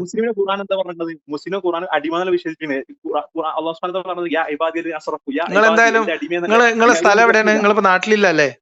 നാട്ടിലുണ്ടെങ്കിൽ പിന്നെ തിരൂര് 23-ാം തീയതി വരെ അടിമത്ത വിഷയത്തിൽ ഒരു സംവാദം നടക്കുന്നുണ്ട്. മൗലവിമാർക്ക് എന്തായാലും നിങ്ങൾ പറയണ പോലെ പറയാൻ ധൈര്യമില്ലാത്ത പിന്നെ ആയതുകൊണ്ട് അതാണ് നിങ്ങൾ പറയണ മാതിരി പച്ചക്ക് പറയാൻ മൗലവിമാർക്ക് ധൈര്യം ഇല്ലാത്തതുകൊണ്ട് ഇപ്പൊ രാഹുൽ ഈശ്വറാണ് സംവാദത്തിന് ഇപ്പൊ എന്തായാലും സംവാദത്തിന് വരുന്നത്. രാഹുൽ ഈശ്വറ വരുന്നത് 23-ാം തീയതി സംവാദം നടക്കുന്നുണ്ട് ഇസ്ലാമിലെ അടിമത്തം. അപ്പൊ എനിക്ക് നിങ്ങളോട് പറയാനുള്ള റിക്വസ്റ്റ്, ഒരു മനുഷ്യൻ എന്ന രീതിയിൽ എനിക്ക് നിങ്ങളോട് പറയാനുള്ള റിക്വസ്റ്റ് എന്താന്ന് വെച്ചാല്,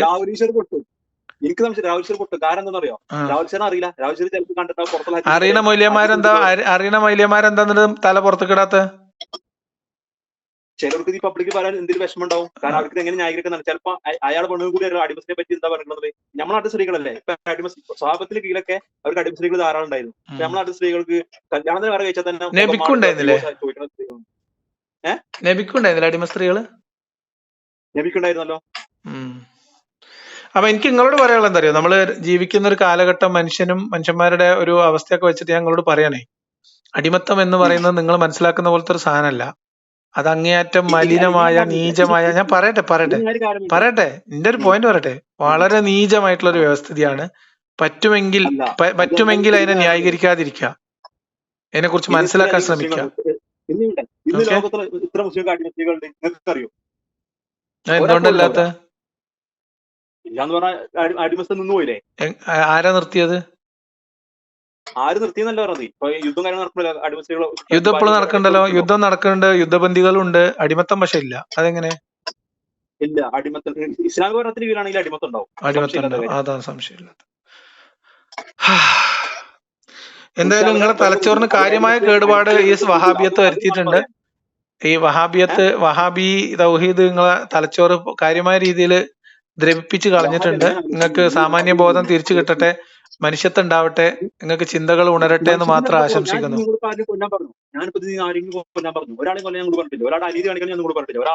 അടിമത്ത അനീതിയല്ല, അടിമത്ത അനീതിയല്ല, അടിമത്ത അനീതിയല്ല അല്ലെ?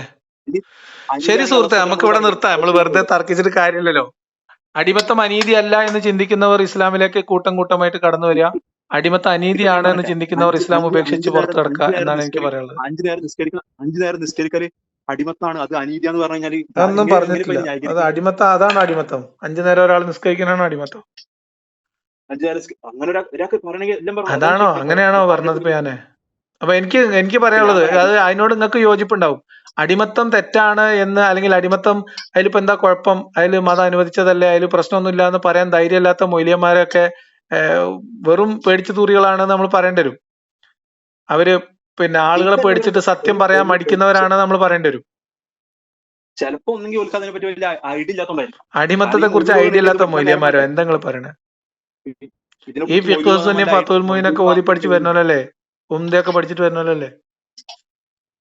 എന്നിട്ട് ഒരു ജാറ് കെട്ടിപ്പോക്കണത് ഞാൻ പറഞ്ഞത് പഠിക്കണില്ല പറഞ്ഞത്. മുജാഹിദുകൾക്ക് അറിയാലോ അടിമത്തം നല്ല കുഴപ്പമൊന്നുമില്ലാന്ന്. എന്താ മുജാഹിദ് പണ്ഡിതന്മാര് വരാത്ത? അല്ല പോട്ടെ, അഹ്ലുസുന്നയൊക്കെ വിടി. നിങ്ങൾ മുജാഹിദിൽ വിസ്ഡാണോ കേന്നമാണോ? ഞാൻ വിസ്ഡും കേന്നമല്ല, ഞാൻ ഒരു സംഘടന മെമ്പർഷിപ്പ് ഇല്ല. ശരി, ആയിക്കോട്ടെ. ഈ സലഫി ആശയധാരയിലുള്ള ഏതെങ്കിലും ഒരു മൊയ്ലിയാർ എന്നിട്ട് എന്താ നിങ്ങൾ പറയണ പോലെ പറഞ്ഞ ധൈര്യപൂർവ്വം വരാത്തത്? എന്തിനാ രാഹുൽ ഈശ്വരനെ കഷ്ടപ്പെടുത്തണേ?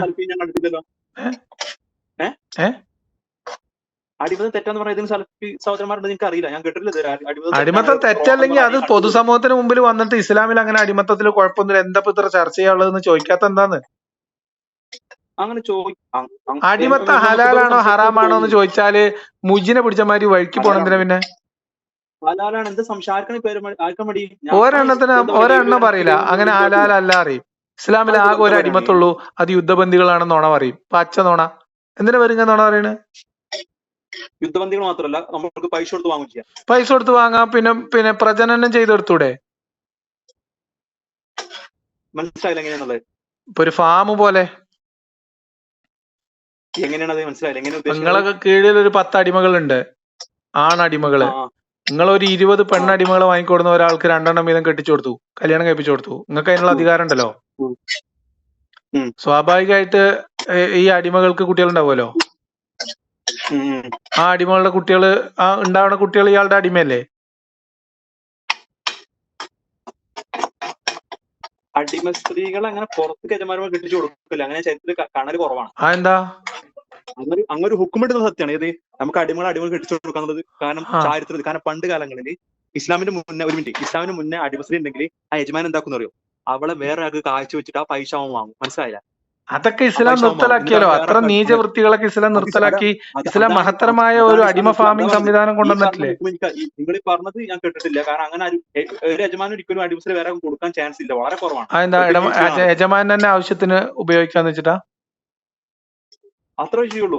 കാരണം ഇത് ഈറത്തിന്റെ വിഷയമാണ്. ഒരാൾക്ക് ഈറത്തുള്ളത്, ഇത് ഇന്റെ സ്വത്താണെന്നുള്ള ഈറത്ത് എടുക്കണം. പ്രത്യേകിച്ച് കല്യാണം കഴിച്ച പെണ്ണും അടിമസ്ത്രീകളും തമ്മിൽ അവർക്ക് അവന്റേതാന്ന ഒരു മൈൻഡ് ഉണ്ടാവും. അങ്ങനെ പെട്ടെന്ന് കൊടുക്കൂല. ഒരു 350 എണ്ണൊക്കെ, 350 അടിമൊക്കെ ആണെങ്കിൽ ഒരു വർഷത്തിൽ ഒരാൾക്ക് ഒരു വർഷത്തിൽ ഒരെണ്ണല്ലേ ഒരു ചാൻസിലേക്ക് വരുള്ളൂ. അപ്പൊ കുറെ അടിമകളുള്ളവർക്ക്, ആയിരക്കണക്കിന് അടിമകളൊക്കെ ഉള്ള രാജാക്കന്മാർക്ക്, ഞാൻ ചോദിക്കുന്നത് ഇത്രയേ ഉള്ളൂ. ഞാൻ ചോദിക്കുന്ന ഹുക്കുമത്ത് ഇത്രയേ ഉള്ളൂ. നിങ്ങൾ ഇത്രയൊക്കെ തുറന്നു പറയുന്ന ഒരാളായതുകൊണ്ട് ഞാൻ ചോദിക്കുകയാണ്. അപ്പൊ അടിമ ഫാമിംഗ് നടത്താൻ ഒരാൾ തീരുമാനിച്ചു. അതായത് കുറെ അടിമകള് അയാൾക്ക് ഉൽപ്പാദിപ്പിച്ചിട്ട് അവരെയൊക്കെ മോചിപ്പിച്ചിട്ടോ അല്ലെങ്കിൽ അങ്ങനെ പുണ്യം നേടാനോ ഒക്കെ അയാൾ തീരുമാനിച്ചു എന്ന് വിചാരിക്കാം. അപ്പൊ അങ്ങനെയാണെങ്കിൽ ഒരു 100 ആണടിമകളെയും ഒരു 200 പെണ്ണടിമകളെയും വാങ്ങിക്കൊടുന്നിട്ട് ഈ ഒരാണിന് 2 പെണ്ണുങ്ങളെ പറ്റുള്ളൂ അല്ലെ? അങ്ങനെയല്ലേ? 4 സ്വതന്ത്ര പുരുഷന്റെ പകുതിയല്ലേ ഉള്ളൂ കല്യാണം കഴിക്കാനുള്ള അവകാശമായി.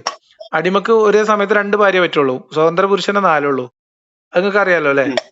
അപ്പൊ അതുകൊണ്ടാട്ടോ ഞാൻ ഈ 200 എന്ന് പറയണേ. അപ്പൊ ഇങ്ങനെ 100 അടിമ പുരുഷന്മാരെ, നല്ല ഗടാഗടിയന്മാരെ ചന്തയിൽ പോയി വാങ്ങിക്കൊടുന്ന്, ഒരു 200 അടിമ സ്ത്രീകളെയും വാങ്ങിക്കൊടുന്ന്, ആളൊന്നിക്ക് 2 അടിമ സ്ത്രീകളെ കല്യാണം കഴിപ്പിച്ചു കൊടുത്ത്, അവരെയൊക്കെ ഓരോരോ ലയങ്ങളിൽ പാർപ്പിച്ച്, അവര് കൂടെ താമസിച്ച് 2 വർഷം കൂടുമ്പോ, 1.5 വർഷം കൂടുമ്പോ ഓരോരോ കുട്ടികൾക്ക് ജന്മം നൽകിയാൽ ഒരു 10 വർഷം കൊണ്ട് ഇയാൾക്ക് എത്ര അടിമകൾ ഉണ്ടാവും? അങ്ങനെ ചെയ്യണമെന്ന് പറഞ്ഞിട്ട് അങ്ങനെ ചെയ്യുന്നതിന്റെ ഇസ്ലാമിക ഹുക്കം എന്താണ്? ഇസ്ലാമിന്റെ ഹുക്കുമ പറഞ്ഞത്, ഇസ്ലാമിലെ ഹുക്കും എന്ന് പറഞ്ഞാൽ ഖുർആന് സുന്നത്ത് സഹാബത്ത് ചെയ്ത് മനസ്സിലാക്കി, സഹാബത്തിന്റെ ചര്യ കൂടി നമ്മളോട് നോക്കുക. സഹാബത്തിന്റെ ചര്യങ്ങൾ പിടിയും. അങ്ങനെ ജനിക്കുന്ന കുട്ടിയുടെ ഹുക്കും എന്താ? ആ കുട്ടിയുടെ സ്റ്റാറ്റസ് എന്താ? കാരണം അടിമസ്ത്രീകളും അടിമസ്ത്രീ അത് അവരുടെ മക്കളാണ്, അല്ല യജമാന്റെ മക്കളാന്ന് കേട്ടില്ല. യജമാനന്റെ അടിമകളല്ലേ ഈ മുതലാളിയുടെ അടിമകളല്ലേ അങ്ങനെ ജനിക്കുന്ന കുട്ടികള്? മുതലാളിയുടെ അടിമയാണെന്ന് എനിക്കറിയില്ല, അങ്ങനെ എന്താ കഥ? നിങ്ങൾക്ക് ഇതൊന്നും അറിയാതെ നിങ്ങൾ ഇതിൽ എന്താ കുഴപ്പം നോക്കണേ? എന്തറിഞ്ഞാലും ഇതിന് സഹാബത്തിന് മാതൃക നോക്കുന്നവരല്ലേ, ഇത് നബിന്റെ മാതൃക വേണം. ഖുറാനിലുണ്ടെങ്കിൽ ഇപ്പൊ സഹാബത്ത് ചെയ്തോ അല്ലേ എന്നുള്ളത് അപ്രസക്തല്ലേ? ഖുർആനിലോട് മാത്രല്ല നോക്കുക, അത് അള്ളാഹു റസൂൽ എങ്ങനെ പറഞ്ഞു. നിങ്ങളിത് പറയേ അടിമക്ക് ഇങ്ങനെ 100 അടിമകളെ 200 അടിമ സ്ത്രീകളെ കല്യാണം, ഒരു അടിമ സ്ത്രീ പറയും ഞങ്ങൾ പറഞ്ഞില്ലേ അള്ളാഹു റസൂൽ ചെയ്തു പറഞ്ഞപ്പോ ഞങ്ങളോട് എന്താ പറഞ്ഞത്? എങ്കിൽ അതിലും ഞാൻ ഉണ്ട്, ഞാൻ പറയില്ല. ഇതാ ചോദിക്കുന്നു, ഇവിടെ അള്ളാഹു റസൂൽ ചെയ്തെങ്കിൽ നമുക്കത് എന്താ സംശയമുള്ളത്? ചെയ്ത് കാണിച്ചിട്ടില്ലല്ലോ പറഞ്ഞത്. അല്ല ഞാൻ ചോദിക്കണേ ഇസ്ലാമിന്റെ ഹുക്കുമാണ് ഞാൻ ചോദിച്ചത്. ഹുക്കും പറഞ്ഞു, ഞാൻ പറഞ്ഞു അതിന് ഞാൻ റസൂൽ മാതൃകയാണ്, എനിക്ക് ഹുക്കും പറയാൻ പറ്റില്ല. റസൂൽ പറഞ്ഞു നിങ്ങള് ഹുക്കും പറഞ്ഞത് ഇപ്പൊ മുഹമ്മദ് നബീന്റെ സഹാബത്തിന്റെ കാലത്ത് ആ പ്രചാരത്തിലില്ലാത്ത ഒരു കാര്യത്തെ കുറിച്ച് ഇപ്പൊ ഹുക്കും അറിയില്ലേ? എന്താ നിങ്ങൾ പറയണേ? നിങ്ങൾ ഈ മൈക്ക് ഉപയോഗിക്കുന്നതിനെ കുറിച്ച് എന്താ നിങ്ങൾ ഹുക്കും? എന്താ പ്രസംഗത്തിന് മൈക്ക്, കാറിൽ യാത്ര ചെയ്യുന്നതിനെ കുറിച്ച് എന്താ ഹുക്കും? യാത്ര ചെയ്യാൻ കാരണം സാബത്ത് വാഹനങ്ങൾ ഉപയോഗിച്ചിട്ടുണ്ടല്ലോ. മൈക്ക് വയലു പറയാൻ മൈക്ക് ഉപയോഗിക്കുന്നതിനെ കുറിച്ച്, യൂട്യൂബ് ഉപയോഗിക്കുന്നതിനെ കുറിച്ച്, ഫോട്ടോ എടുക്കുന്നതിനെ കുറിച്ച് എന്താ ഹുക്കും? മൈക്ക് ഉപയോഗിക്കുന്നതിനെ പറ്റി തെറ്റ് പറയാൻ പറ്റൂല, വെച്ചാൽ കാരണം ശബ്ദം ഉയർത്തോണ്ടി മാത്രമല്ല, അതിൽ പ്രത്യേകിച്ച് നമ്മൾ ദീനൊന്നും കൂട്ടിക്കാത്തില്ലല്ലോ. അപ്പൊ നിങ്ങൾ പറയാം അള്ളാഹ് അനുവദിച്ചു കൊടുത്ത ഒരു അടിമ സ്ത്രീയില്, അള്ളാഹ് അനുവദിച്ചു കൊടുത്ത രീതിയിലുള്ള ഹലാലായ കല്യാണത്തിലൂടെ അടിമ സ്ത്രീ ഒരു യജമാന്റെ കീഴിലുള്ള 2 അടിമകൾ തമ്മിൽ ബന്ധപ്പെട്ട് അതിലൊരു കുട്ടി ഉണ്ടായാൽ ആ കുട്ടിയുടെ സ്റ്റാറ്റസ് എന്താണ്? ഹുക്കും എന്താണ്? അത് പറയും. അത് കല്യാണം കഴിപ്പിച്ചു കൊടുക്കുന്ന പറഞ്ഞത് മനസ്സിലായില്ല. കല്യാണം എന്ന് പറഞ്ഞാൽ മറ്റുള്ള കരാറായി. പോകൂലെ കരാറ്? എങ്ങനെ പോവാ? അടിമസ്ത്രീ മറ്റേ കല്യാണം കഴിപ്പിച്ചു കൊടുക്കുന്നത്, കല്യാണം കഴിപ്പിച്ചു കൊടുത്തത് അടിമയായിട്ട് കൊടുക്കരുത്. അല്ല, വേറെ അടിമേനെ കൊണ്ട് കല്യാണം കഴിപ്പിക്കാണ് ചെയ്യുന്നത്.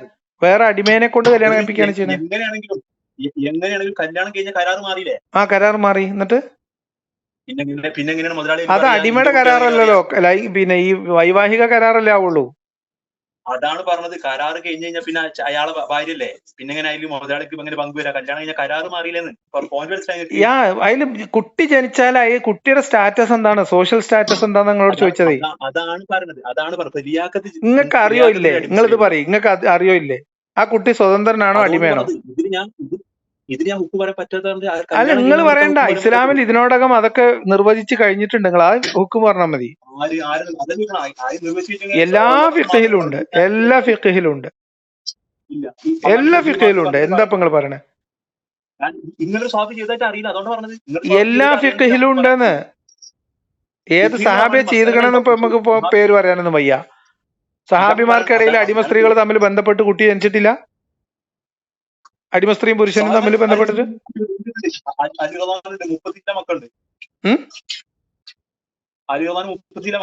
മുതലാളിക്ക് ഉണ്ടാവണ കുട്ടികളെ കണക്കല്ല ഞാൻ ചോദിച്ചത്. അടിമകൾ, തന്റെ കീഴിലുള്ള ഒരു അടിമയുടെ മറ്റൊരു അടിമയുമായിട്ടുള്ള ബന്ധത്തിൽ ഒരു കുട്ടി ഉണ്ടായാൽ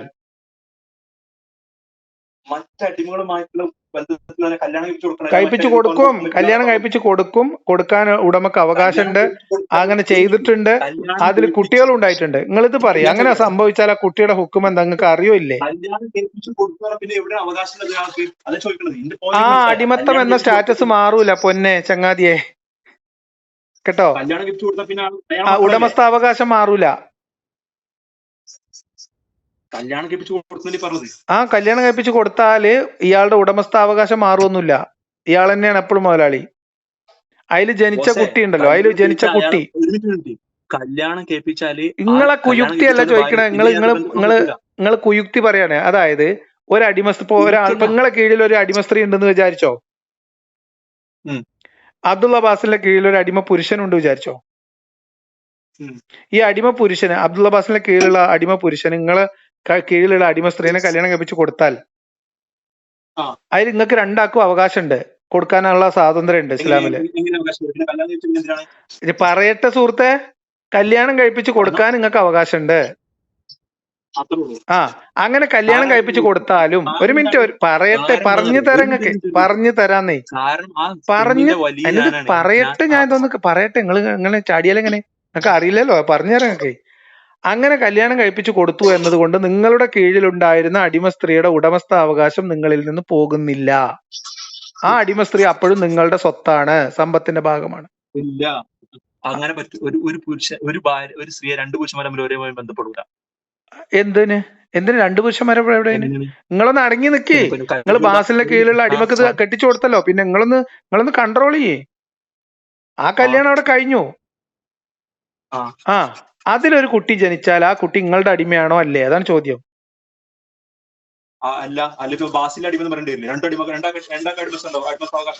ഇല്ല,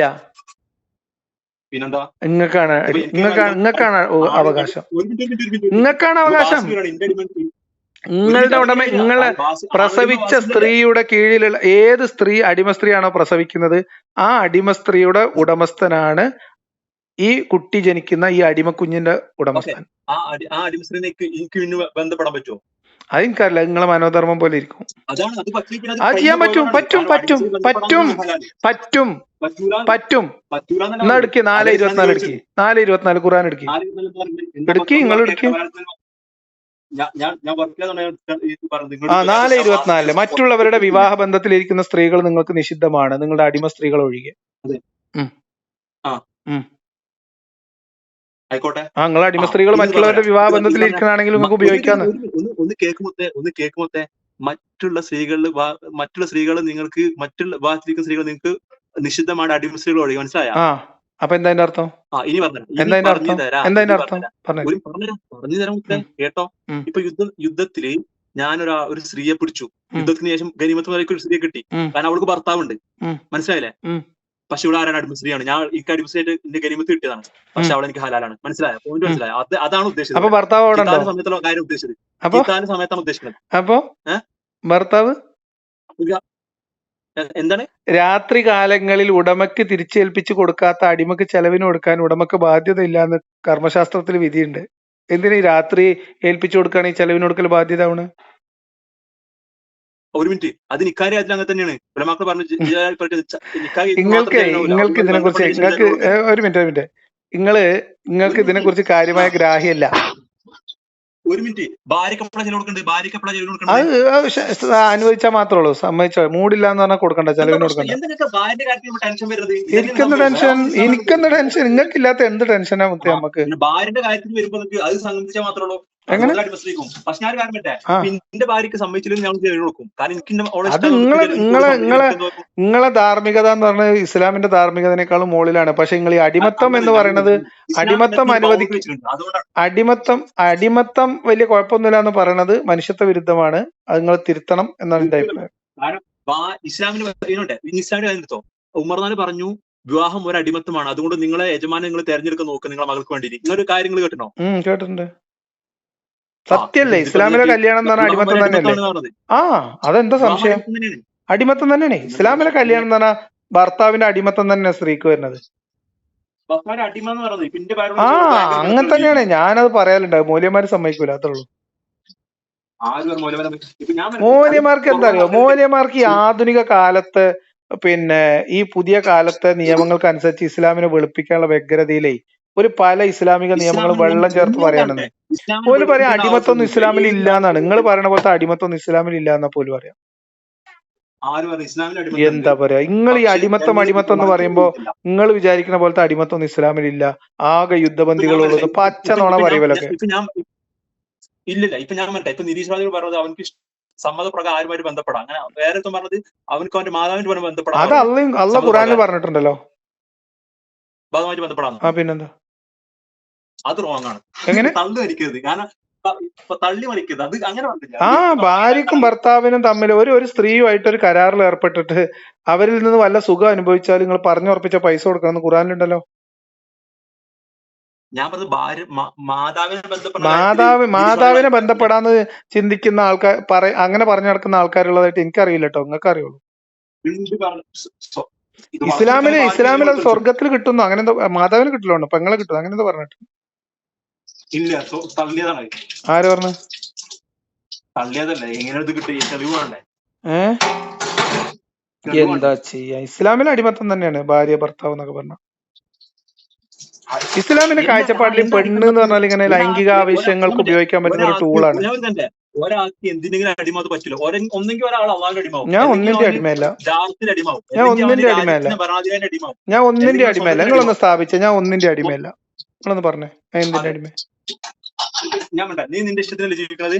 അപ്പൊ അതെ, നീ നിന്റെ സ്വന്തത്തിന്റെ ഹവന്റെ അടിമ ഖുറാൻ പറഞ്ഞിട്ട് നീ അവന്റെ ഒന്നെങ്കിൽ നീ ഹവയുടെ അടിമായി മാറുന്നു. അതെ, നീ നിന്റെ നിങ്ങൾ അള്ളാന്റെ അടിമ. ഞാൻ അള്ളാന്റെ അടിമ ഫുള്ള് പറയാൻ ഞാൻ ശ്രമിച്ചോണ്ടിരിക്കുകയാണ്. അപ്പൊ അള്ളാഹ് ആരുടെ അടിമയാണ്? നമ്മള് തെറ്റി വെക്കൂലേ? അള്ളാഹ് എന്തിന്റെ അടിമയാണ്? അള്ളാഹ് അടിമല്ല, അള്ളാഹ് ഉടമസ്ഥനല്ലേ. അള്ളാഹു ചില സമയത്ത് നമുക്ക് തോന്നുന്നു അള്ളാഹ് ഉമ്മറിന്റെ അടിമയാണ് വരെ തോന്നും. ഒരിക്കലും അങ്ങനെ വരും. എനിക്ക് തോന്നിയിട്ടുണ്ട് പല സ്ഥലത്തും, എനിക്ക് തോന്നിയിട്ടുണ്ട് പല സ്ഥലത്തും അറിയാം. നിങ്ങളിപ്പോ പറഞ്ഞതൊക്കെയാണ് യഥാർത്ഥ ഇസ്ലാം ആണെങ്കിൽ ഇത് ഞാൻ അറിഞ്ഞില്ലെങ്കിൽ ഞാൻ ഇപ്പൊ വിട്ടതിന്റെ ഒരു 10 കൊല്ലം മുമ്പ് ഇസ്ലാം വിട്ടേനെ.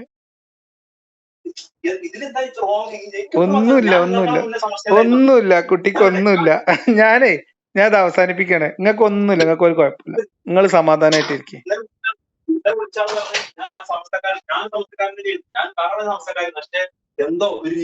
അല്ലാതെ പൊന്നെ, നിങ്ങൾ രണ്ട് അദ്ദാത്ത് റാത്തീബ് ഓതുകയാണെങ്കിൽ ഈ മാതിരി അടിമത്തത്തിനൊക്കെ എങ്ങനെ പച്ചക്ക് ന്യായീകരിക്കുന്ന ഗതികേട് നിങ്ങൾക്ക് വരൂലായിരുന്നു എനിക്ക് തോന്നണേ.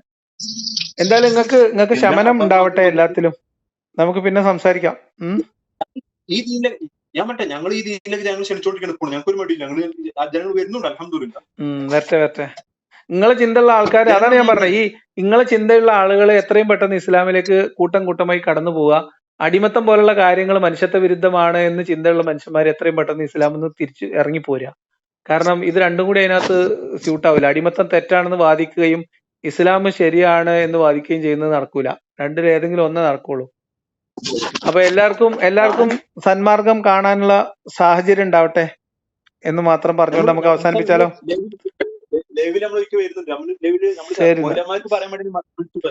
നിങ്ങളൊരു മോലിയരും കൊണ്ട് വരിക. മോലിയന്മാർക്ക് എന്തിനത്ര പേടി? അതെന്താണെന്നറിയോ, നമ്മളെ നാടല്ലേ, നിങ്ങൾക്ക് എന്തും പറയാം, നിങ്ങളെ പേരിൽ കേസ് എടുക്കൂല. നിങ്ങൾ പറഞ്ഞ മാതിരി ഏതെങ്കിലും മൂലം തിരിച്ചു പറഞ്ഞു കഴിഞ്ഞാൽ അടിമത്ത ഹലാലാണ് പറഞ്ഞിട്ടിപ്പോ ആർക്കെങ്കിലും ഇതിലൂടെ കേസ് എടുത്തില്ല. ഒരു മിനിറ്റ് എം.എം. അക്ബർ തെരഞ്ഞ് പോലീസ് വന്നില്ലേ? എന്തിനാ വന്നത്? തെരഞ്ഞെടുപ്പിന് പോലീസ് വന്നോ? അല്ല, എന്തിനാ വന്നത്? അത് നിങ്ങൾ ചോദിക്കും. നിങ്ങൾ എം.എം. അക്ബറിനോട് ചോദിക്കും. എം.എം. അക്ബറിനെ തെരഞ്ഞത് ഖുറാനിലെ ആയത്ത് പറഞ്ഞാ, അർത്ഥം പറഞ്ഞാ ആണോ? എം.എം. അക്ബറിന്റെ സ്ഥാപനത്തിൽ ജോലി ചെയ്യുന്ന ആളുകളും അവരുമായിട്ട് ബന്ധപ്പെട്ട ആൾക്കാരും ISISലേക്ക് പോയതിന്റെ പേരിലല്ലേ? ISISലേക്ക്. അല്ലെ, അത് മാത്രമല്ല, അവിടെ കുട്ടികളെ പഠിപ്പിച്ചത് എന്താ? 3ാം ക്ലാസ്സിലെ കുട്ടികൾക്ക് എങ്ങനെയാണ് തുണക്കാരത്തികളെ, കൂട്ടുകാരികളെ മതപരിവർത്തനം നടത്തേണ്ടതെന്ന് പഠിപ്പിച്ചു കൊടുത്തീനല്ലേ? തെറ്റില്ല. നിങ്ങളിപ്പോ എവിടെയുള്ളത്? ഖത്തറിലാ? അല്ല, ഖത്തറിലാണോ എനിക്ക് സംശയം. അല്ലെങ്കിൽ നിങ്ങള് ഖത്തർ കുവൈത്തൊക്കെ ആവാനാ സാധ്യത. ഞാൻ നാട്ടിൽ നിൽക്കാറില്ല, എനിക്ക് പറഞ്ഞ. അല്ല, നിങ്ങള് ഏത് രാജ്യം? വെറുതെ ചോദിച്ചാണ്. UAE? എന്നായിക്കോട്ടെ, പിന്നെ കാണാം, പിന്നെ കേക്കാം. ശരി. ഓക്കെ.